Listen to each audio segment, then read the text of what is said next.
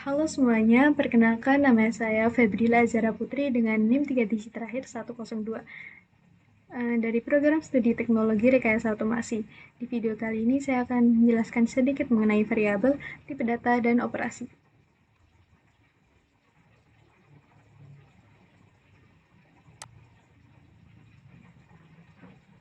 Variabel adalah nama yang digunakan untuk menyimpan nilai atau data di dalam memori komputer selama program berjalan. Variabel seperti wadah atau kotak yang bisa diisi dengan data dan isi tersebut bisa berubah-ubah selama program berjalan. Fungsi dari variabel sendiri yaitu untuk menyimpan data sementara untuk digunakan nanti dalam program. Kemudian untuk memudahkan pembacaan kode, menghindari pengulangan penulisan nilai yang sama, dan membuat program dinamis dengan nilai bisa berubah sesuai kebutuhan. Kemudian tipe data. Tipe data adalah klasifikasi yang menentukan jenis nilai yang bisa disimpan dalam variabel, serta operasi apa yang bisa dilakukan terhadapnya. Tipe data juga menentukan berapa banyak memori yang dialokasikan.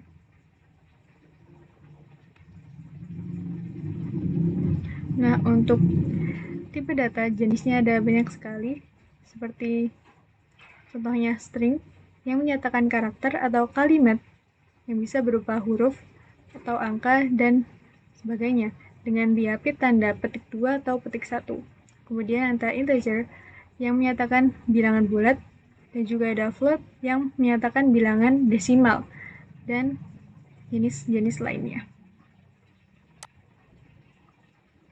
Kemudian operasi.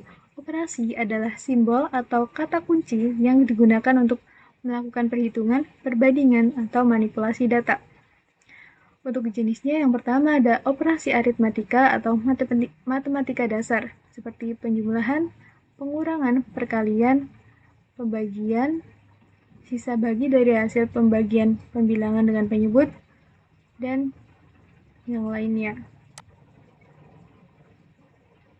Kemudian ada operasi perbandingan.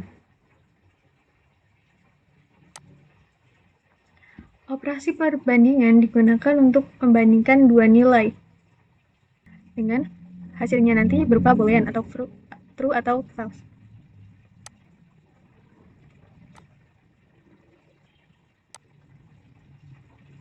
Seperti sama dengan, tidak, sama dengan, lebih dari, kurang dari, dan sebagainya. Kemudian yang ketiga ada operasi logika, yaitu untuk digunakan untuk menggabungkan atau membalik kondisi boolean. Seperti di sini berupa operator logika and jika kedua operator bernilai bukan 0 maka kondisinya benar. Kemudian ada logika operator logika OR jika kedua operator bernilai 0 maka kondisinya salah. Dan juga ada operator logika NOT, fungsinya untuk membalikan nilai. Jika hasilnya adalah 0 maka kondisinya salah. Jika hasilnya adalah 1 maka kondisinya benar. Kemudian ada operasi penugasan untuk membagi nilai ke variabel seperti pengisian nilai, pengisian dan penjumlahan, pengisian dan perkalian, pengisian dan sisa bagi, dan yang lainnya. Mungkin itu saja sedikit materi yang bisa saya sampaikan. Selanjutnya kita akan langsung ke praktek menggunakan Scart dan Python. Nah, pertama kita akan menggunakan Scart. Pertama kita klik tab variables, lalu buat beberapa variabel seperti di sini sudah ada username, user X, temperatur, future user X.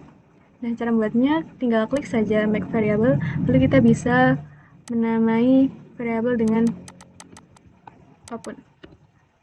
Number. Oh.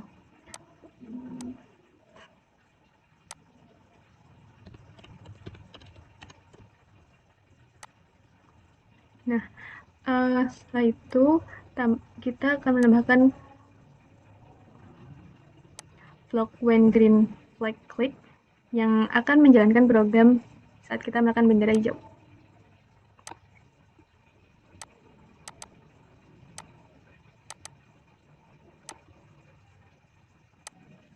Kemudian kita set variabel temperatur dengan nilai terserah berapa.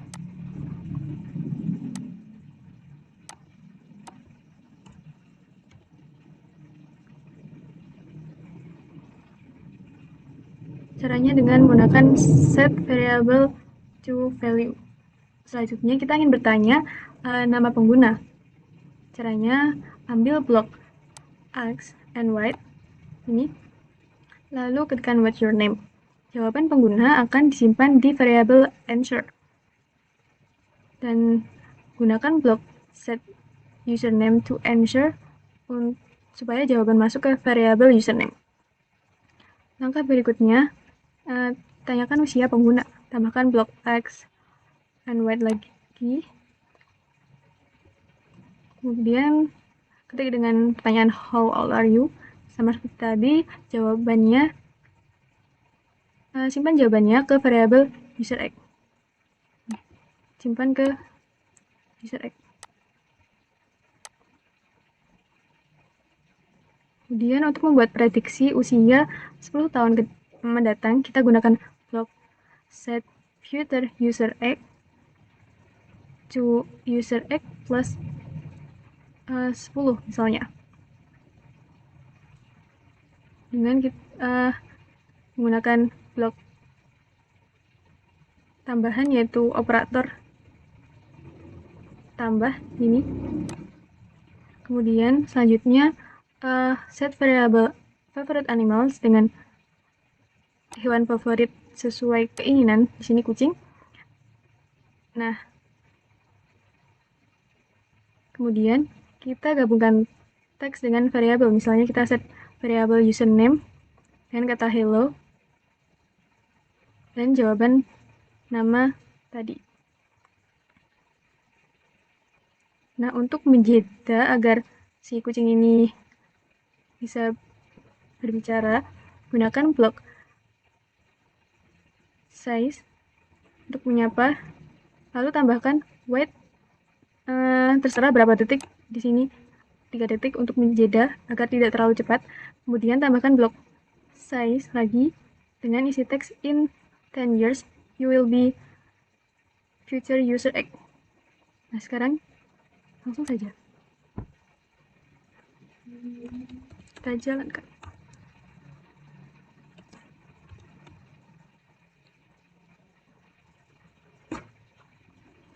Nah, seperti itu. Kemudian kita akan beralih ke Python. Selanjutnya kita coba hal yang sama dengan bahasa Python di Replit. Di Python, cara membuat variabel sangat sederhana. Kita cukup menuliskan nama variabel lalu diberi tanda sama dengan. Seperti misalnya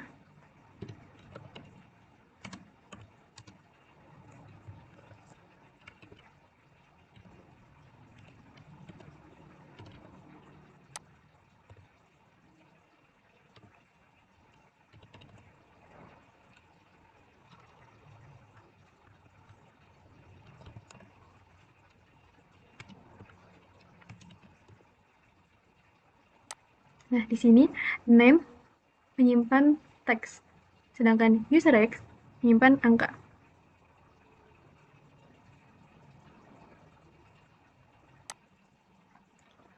Nah, kalau kita isi variabel dengan teks pakai tanda kutip, itu disebut string. Kalau kita isi dengan angka tanpa tanda kutip, itu integer. Bedanya dengan Scart, di Python kita perlu lebih teliti soal tipe data.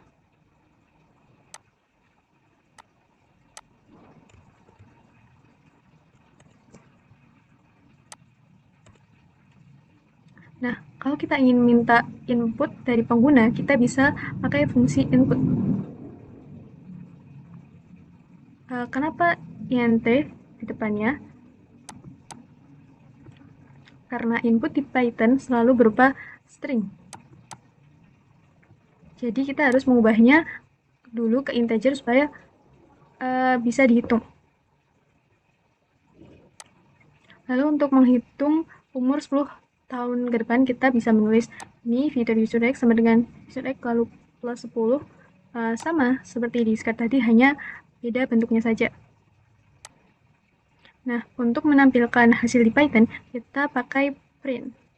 Karena fitur user egg adalah angka, kita harus mengubahnya ke string dengan ini str atau string supaya bisa digabung dengan teks. Kemudian langsung saja kita coba run.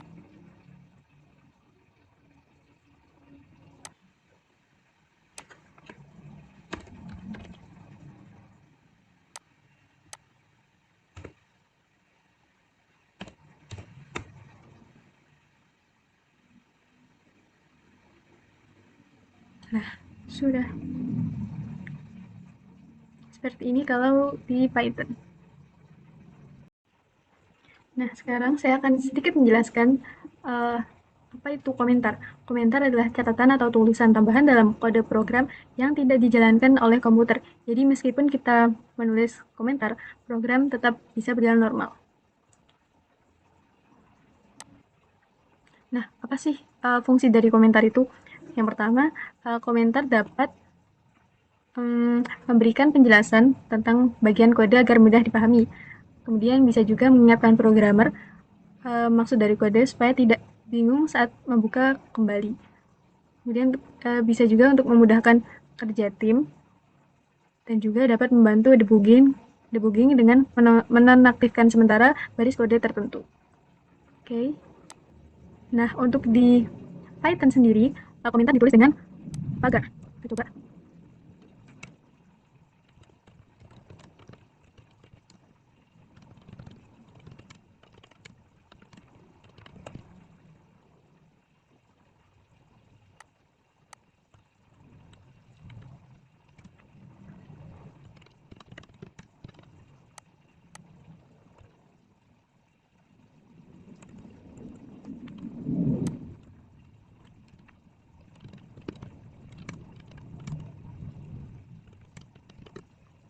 Nah, kita langsung coba saja jalankan.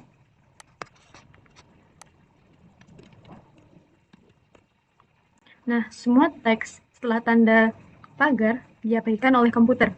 Nah, jadi ini tuh yang dinamakan komentar. Komentar bisa ditaruh di atas kode atau di samping kode. Misalnya seperti ini juga bisa. Jadi, komentar itu bukan bagian dari perintah program, melainkan penjelasan untuk memudahkan kita atau orang lain memahami kode. Nah, untuk di Scud sendiri, kita bisa menambahkan komentar dengan cara mengklik kanan pada blok kode tertentu. Misalnya, nih, name, kita bisa klik tambahkan komentar, dan kita bisa tuliskan apapun. Misal, kita beri penjelasan untuk melakukan nama. Kita bisa atur posisinya sesuai kemauan.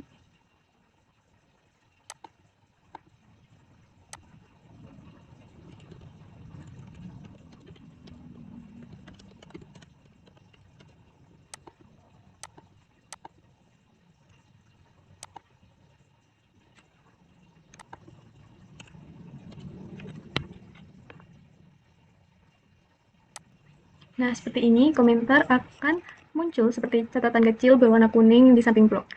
Fungsi dari komentar seperti tadi yaitu memberikan penjelasan agar program lebih mudah dipahami.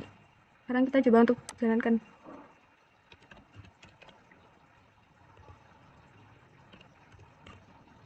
Jadi komentar tidak akan mempengaruhi pemrograman.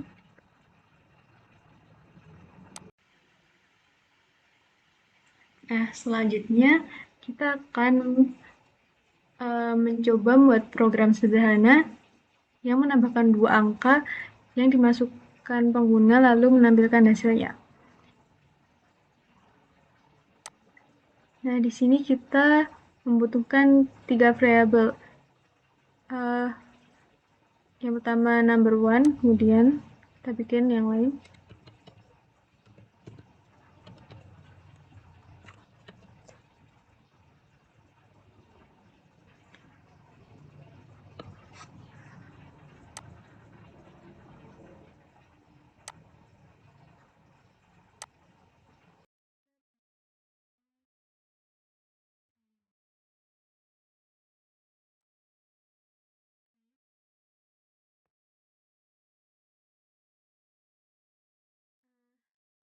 Sekarang kita siapkan blok kode. Kita mulai dari gunakan blok when green flag click, lalu blok X kita ubah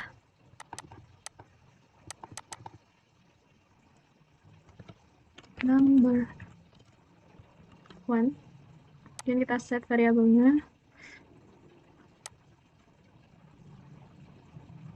kita tambahkan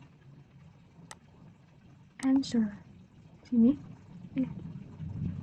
kita ganti lagi, kita tambahkan blok X lagi, kemudian kita ganti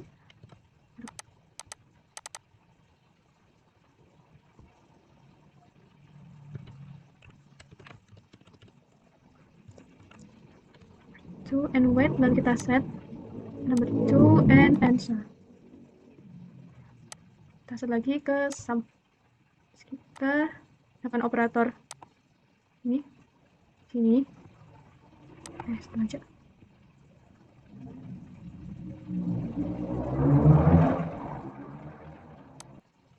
Kita bisa menggunakan variabel 1 aduh.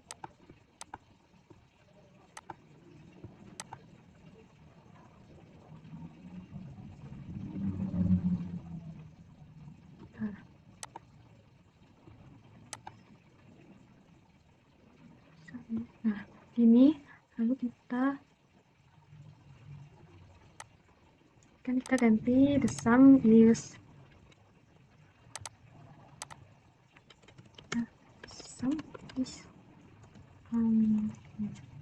kemudian kita variabel sum.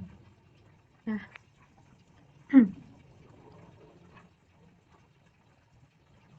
jadi discard kita menggunakan blok-blok drag and drop untuk mengatur alur program. Variabel seperti number 1, number 2, sum berfungsi untuk menyimpan nilai agar bisa digunakan kembali. Ini. Kita langsung saja coba jalankan. Ya.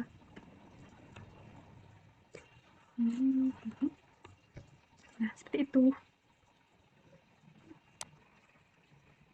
Oh iya, kita bisa menambahkan komentar.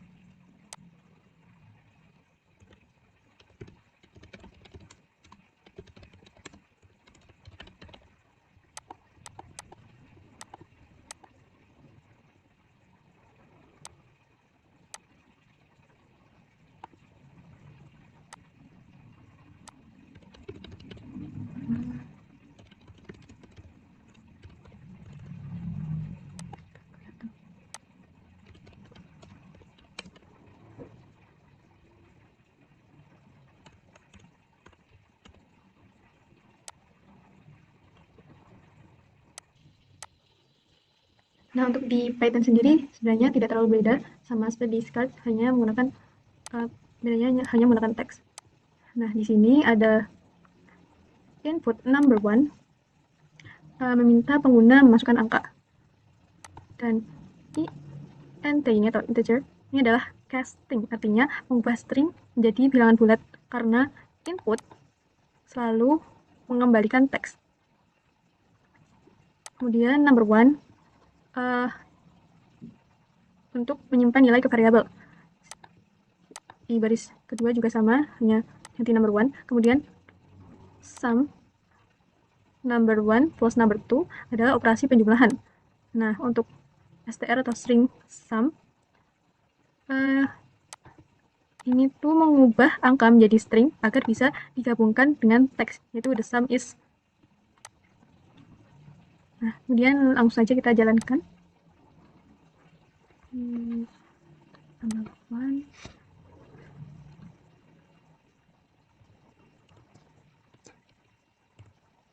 Nah, kita bisa juga menambahkan komentar dengan tagar.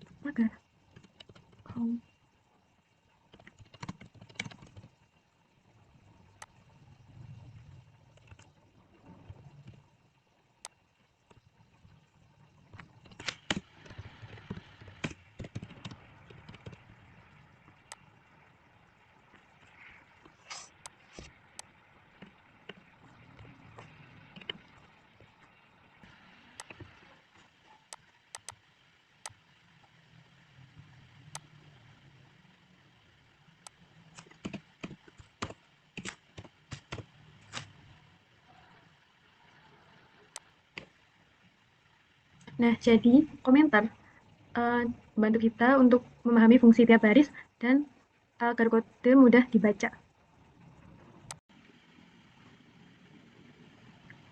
Nah, kali ini kita akan membuat project sederhana yang berjudul Available Horse to Study. Tugas ini terdiri dari 3 bagian utama. Yang pertama membuat algoritma, yang kedua membuat program discard, yang ketiga membuat program menggunakan Python. Dan rumus yang akan kita gunakan yaitu 24 jam dikurangi jam tidur, dikurangi jam kerja, dikurangi jam bersantai, dan dikurangi 3. Kemudian langkah yang pertama yaitu menghitung jumlah jam tersedia untuk 1 hari kerja, dan langkah kedua menghitung total jam tersedia selama 1 minggu penuh termasuk hari kerja dan akhir pekan. Nah, berikut adalah algoritma sederhana yang akan kita gunakan. Langkah pertama yaitu meminta input jumlah jam tidur, lalu simpan nilainya, kemudian minta jumlah jam kerja, simpan juga, lalu minta jumlah jam bersantai, kemudian simpan, hitung jam tersedia dengan rumus 24 dikurangi jam tidur, kurangi jam kerja, dikurangi jam bersantai, dan dikurangi 3. Terakhir, tampilkan hasilnya. Kemudian langkah yang kedua, tanyakan jumlah jam tidur, kemudian simpan, tanyakan jumlah jam kerja, simpan, tanyakan jumlah jam santai hari kerja, simpan, kemudian tanyakan jumlah jam santai akhir pekan, kemudian juga simpan, hitunglah jam tersedia untuk hari kerja, itu 24 jam dikurangi jam tidur, jam kerja, jam istirahat, jam bersantai, hari kerja, dikurangi 3. Hitung jam tersedia untuk akhir pekan, 24 jam dikurangi jam tidur, jam bersantai akhir pekan, dikurangi 3. Kemudian hitung total jam tersedia per minggu, 5 kali jam tersedia hari kerja, ditambah 2 kali jam tersedia akhir pekan. Kemudian tampilkan hasilnya, jam tersedia hari kerja, akhir pekan, dan total selama seminggu.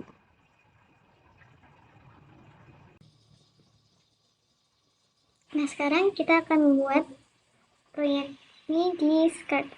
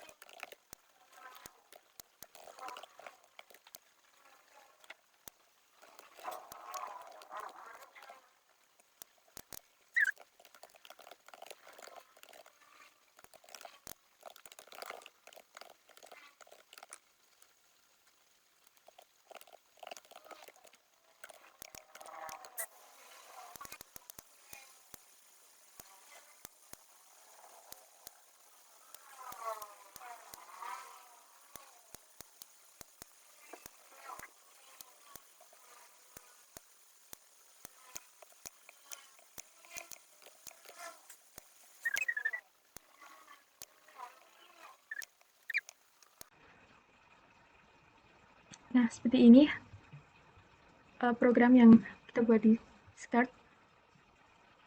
Berapa jam kamu tidur setiap harinya? Jawabannya disimpan di variable sleeping hours. Kemudian berapa jam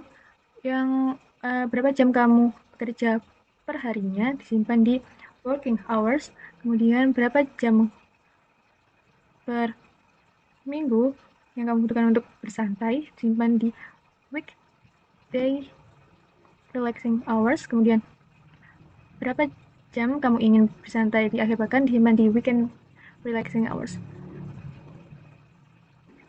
Setelah semua data masuk, program akan menghitung jam tersedia hari kerja 24 jam dikurangi sleeping hours, working hours, weekday relaxing hours, dan dikurangi 3. Kemudian jam tersedia di akhir pekan 24 jam dikurangi sleeping hours, weekend relaxing hours, dan 3 jam. Lalu total jam per minggu dihitung dengan hari kerja 5 hari dikali jam tersedia hari kerja, kemudian akhir pekan 2 hari kali jam tersedia akhir pekan. Ya, langsung saja kita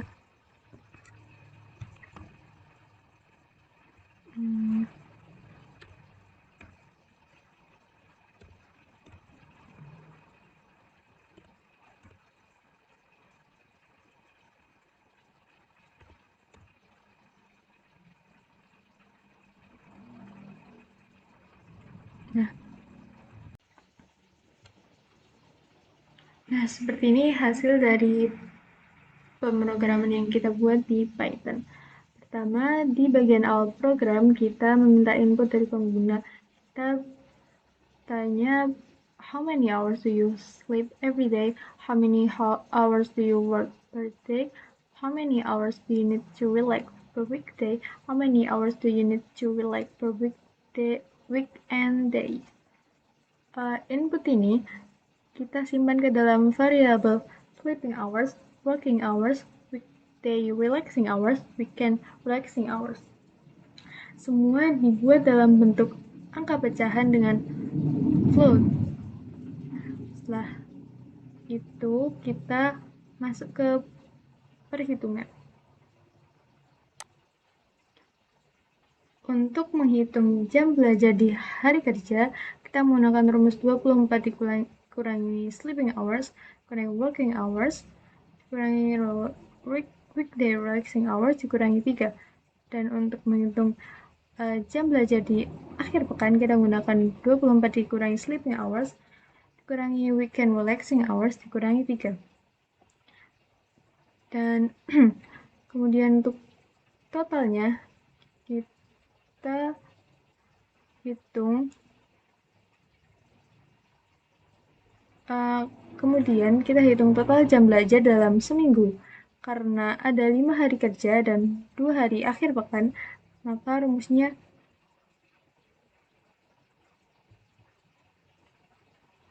weekdays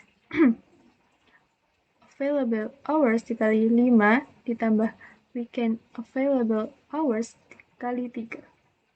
Kemudian langsung saja kita run.